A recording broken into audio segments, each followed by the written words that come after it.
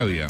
Muchas novedades muy lindas. Comienza mañana, vamos a empezar por las parroquiales. Comienza mañana el FILBA Internacional. Ustedes saben, el FILBA es la Fundación Internacional del Libro de Buenos Aires. Comenzó ya hace 11 años con un festival internacional. Luego sumó el Festival de Literatura Infantil, luego el Festival Nacional, y es como una contracara, o ocupa la segunda parte del año con la Feria Internacional del Libro de Buenos Aires, en el medio de la Feria de Editores Independientes, y ahí van como conformando un espacio realmente ecléctico, diferente, diferenciado entre sí, para cubrir muchos aspectos de la literatura. En el caso del FILBA de este año, mucho es interesante. Entré en Fundación FILBA y está todo el programa, que es larguísimo, y hay muchísimas actividades, entre otras cosas porque muchas de ellas, la mayoría, digamos, casi todas, van a estar en lo que es YouTube FILBA, todo online. Pareciera ser que la pandemia en este sentido vino para quedarse, porque descubrimos que uno puede disfrutar, por ejemplo, muchísimo una entrevista a un autor, una autora o un editor, sin necesidad de que esa persona viaje de la otra punta del mundo para venir. Abarata muchísimos costos, hace más accesible, y también es más accesible para aquellas personas que no pueden moverse hacia el festival por horario o por lo que fuere. Con lo cual yo creo que estos formatos vinieron para quedarse. En este caso el FILBA propone un montón de visitas de autores de todo el mundo y de argentinos también, muchos talleres de escritura, de lectura, dirigidos a narrativa o a lectura con niños, por ejemplo, de poesía, cómo va variando todo eso. Muchas actividades, insisto, muchas online, así que búsquenlo, el FILBA. Estos son espacios importantes para pensar. Por otro lado, la Fundación Bunge y Born lanza un ciclo que se llama, de conversaciones, que se llama Formas de ver el mundo, las humanidades en el siglo XXI, y se trata de diálogos con pensadores destacados a nivel local e internacional. Y lo que dice la Gacetilla es para entender qué lugar ocupan las humanidades en una realidad dominada por la tecnología y qué desafíos se plantean y qué otros futuros pueden ayudar a construir. Todo esto se sube a las 5 de la tarde todos los días, también en un canal de YouTube. Busquen así, Formas de ver el mundo, las humanidades en el siglo XXI. Y el primer encuentro se subió ayer, lo escuché, muy interesante, se llama ¿Qué lugar ocupan las humanidades en un mundo dominado por la ciencia y la tecnología?, en el que participaron muchos científicos, investigadores, traductores, técnicos. Estuvo muy bien, estuvo Florencia Garamuño, que es una traductora maravillosa. Hoy, por ejemplo, se sube una que se llama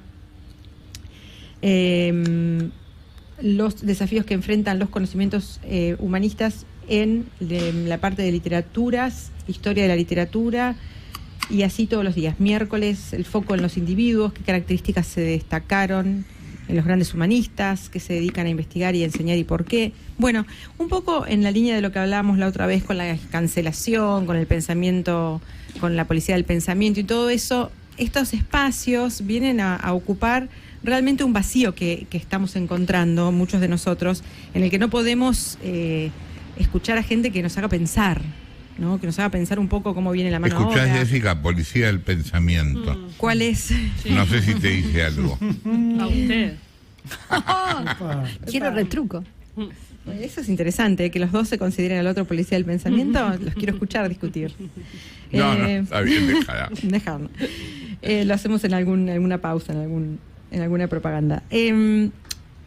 En el mismo sentido del libro del que el otro día hablamos, y del tema que venimos hablando, se acaba de publicar por El Zorro Rojo, Libros del Zorro Rojo, que es una editorial maravillosa en cuanto a todo, a lo que hacen.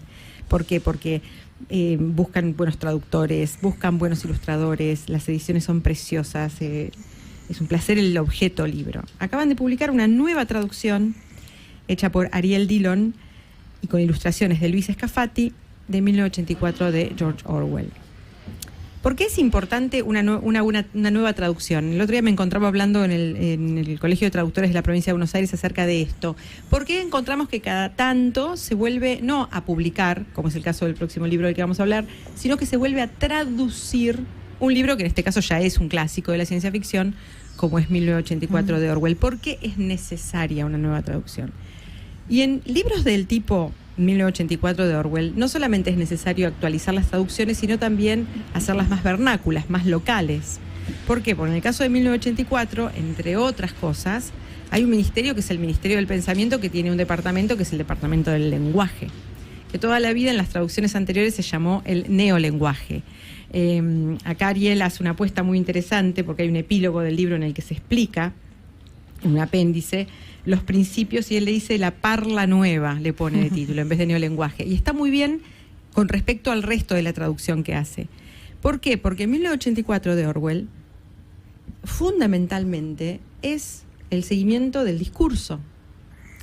O sea, las personas son observadas todo el día por el gran hermano, no sabemos que hay algún punto ciego en alguna habitación, pero vos todo el día tenés una cámara, que es como un panóptico, que todo el tiempo mira lo que vos hacés, pero sobre todo mira lo que vos pensás.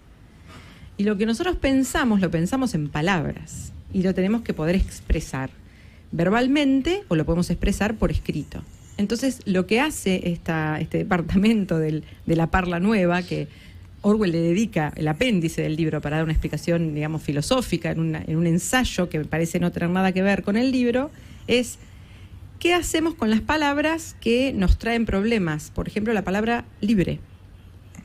Si una persona no tiene la palabra libre y no la puede usar y no existe con la denominación de libre, de estar libre, de ser libre, no puede expresar la necesidad de ser libre. ¿Cómo lo expresa? Entonces la sacamos del diccionario.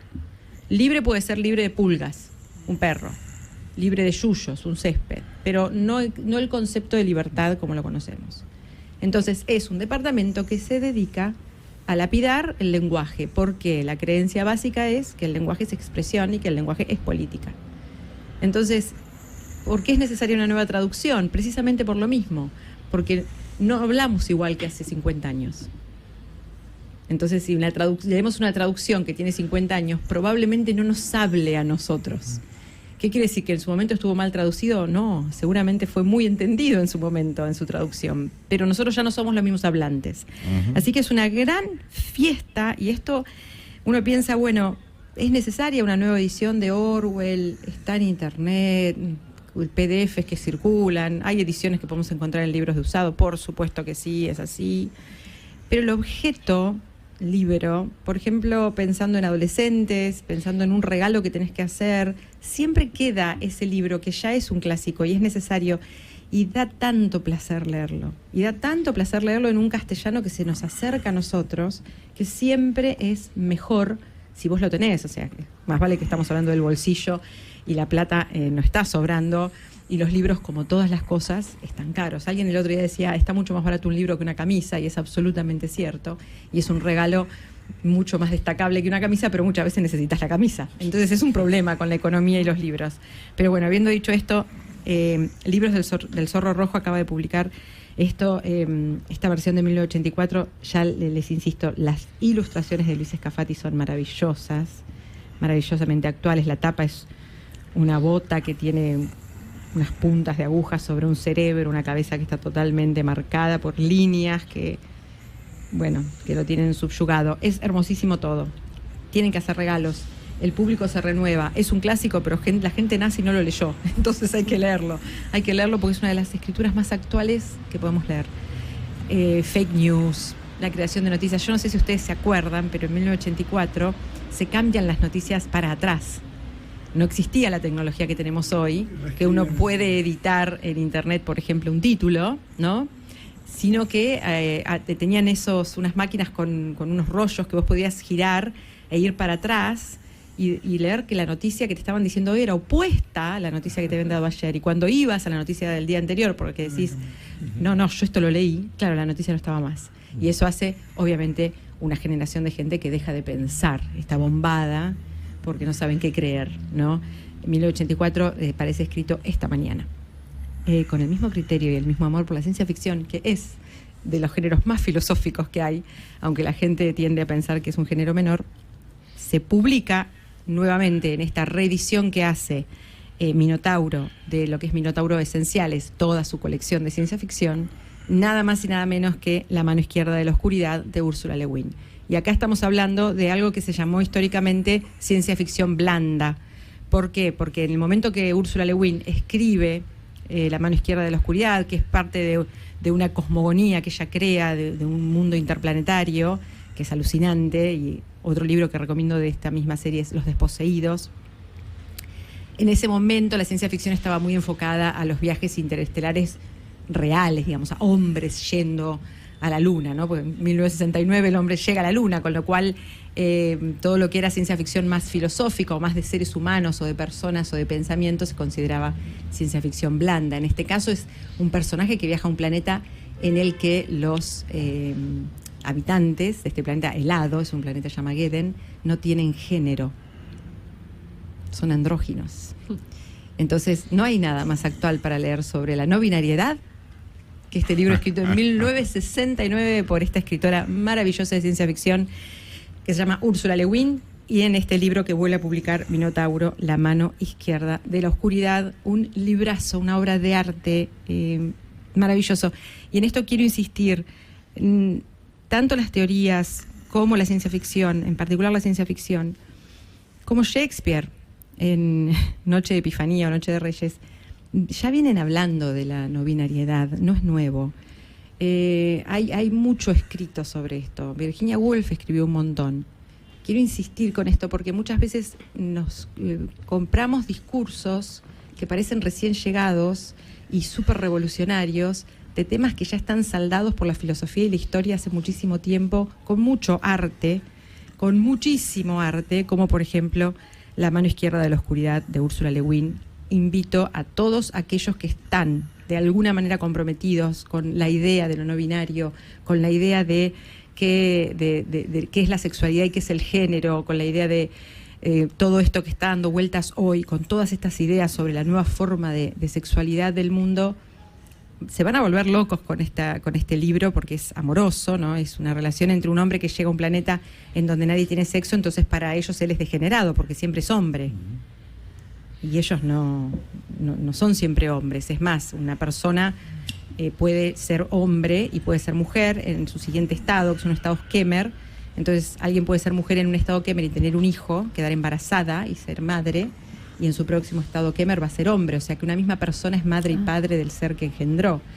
Y entonces esta discusión que él tiene con los gedenianos, digamos, con los habitantes de esto, que son humanos, pero hace siglos que viven en este planeta y se desarrollaron de otra manera, ¿cómo puede ser que él siempre esté en estado Kemmer, que es un estado que lo vuelve degenerado? Porque para ellos el encuentro entre personas es algo muy fundamental, es muy, muy profundo, muy complejo, no es sexting, no es sexting. Bueno, y es hermosa, porque es una historia de amor entre dos hombres que llegan a conocer y es increíble. Entre dos hombres está mal, porque uno de ellos no es ni hombre ni mujer. La mano izquierda de la oscuridad de Ursula Le Guin. También, adolescentes, por favor, los dos libros.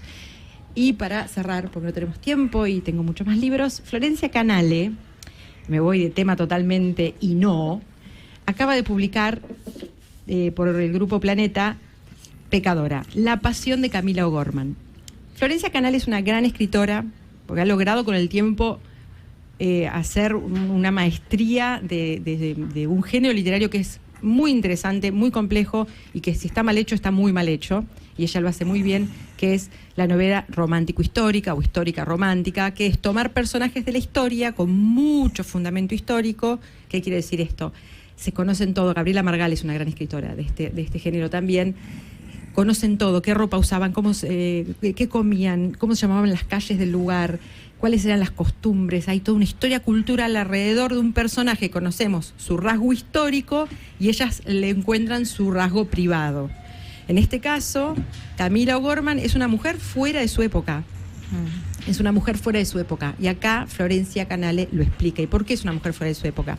Porque sigue su pasión. Y yo hablaba con ella temprano hoy y le digo, la pasión de Camila O'Gorman, esa palabra pasión, tan bien usada y que tan bien desarrolla ella en la novela, tiene dos aristas, ¿no? Yo recuerdo cuando el que era mi profesor de Barcia, que era mi profesor de literatura argentina, me dijo, ¿qué quiso decir en Historia de una pasión argentina Mallea? Y yo le digo, bueno, la historia de una pasión, de la pasión por la Argentina. Yo lo había leído así. Y me dijo, usted es muy chiquita, Pitela. Piense bien en el término pasión relacionado con la religión. ¿Qué es la pasión de Cristo? Váyase. Y me echó con un 2. Y tenía razón, porque lo que hace esta mujer también es vivir de manera apasionada a la vida, su pasión la lleva a una relación amorosa insostenible, termina muriendo, pero lo que ella hace es un calvario. Digamos, entonces la pasión también es el camino que ella hace como mujer en una sociedad donde la religión, sobre todo, la política, pero sobre todo la religión, no le permite ser, y ella a pesar de todo carga su cruz y lleva su pasión hasta la cruz. Así que Florencia Canale, maravillosa nueva novela, Pecadora, la pasión de Camila Gorman, publica Planeta.